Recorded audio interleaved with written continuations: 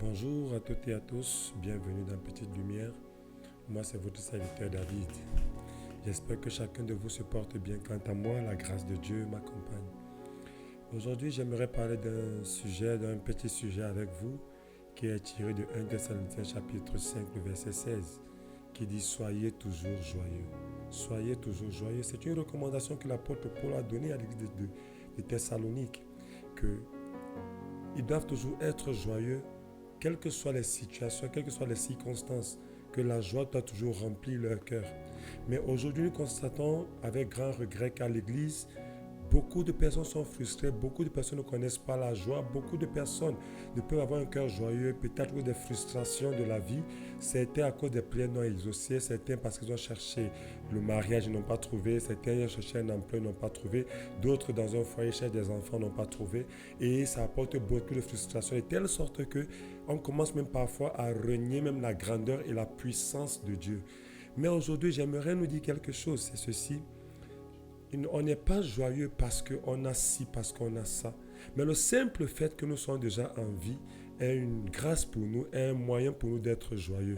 Tout simplement, lorsque Dieu t'accorde le souffle de vie, c'est un moyen pour toi d'être joyeux.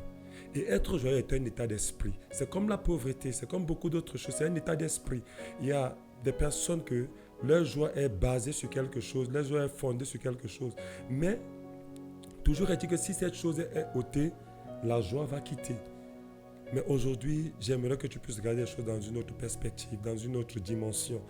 De regarder, toi qui dis que tu es chrétien, toi qui dis que je suis chrétien, tu es chrétien parce que tu as donné ta vie à Jésus, parce que tu t'es confié à Jésus de tout ton cœur, de toute ton âme, de toute ta foi et de toute ta pensée. Ce qui veut dire que ta joie ne dépend plus de ce que tu es, mais du fait que Jésus te rend quelqu'un. Ta joie ne dépend pas de ce que tu as, mais du fait que tu es le salut en Jésus.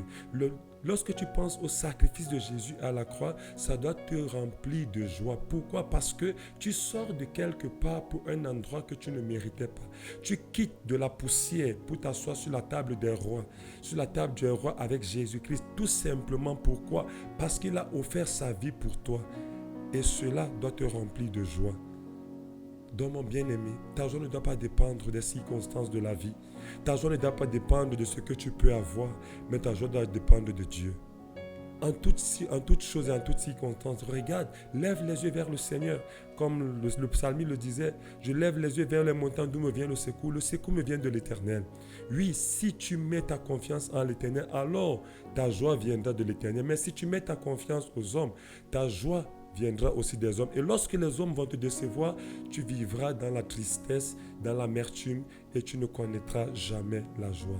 Et ce matin, je veux juste t'encourager, bien-aimé, à regarder à Jésus. Jésus est la solution à tout problème. Quelles que soient les situations que tu peux traverser, quelles que soient les difficultés que tu peux traverser, que cela n'affecte pas ta joie, que cela n'affecte pas ton esprit.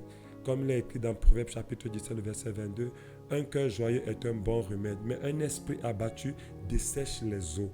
Et l'amertume et la tristesse ne sont pas dans l'agenda de Dieu. Parce que Dieu est là pour nous procurer la joie avec lui. Dieu est là pour nous procurer la paix avec lui.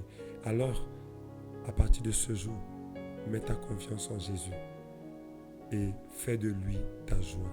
Que le Seigneur vous bénisse et à très bientôt.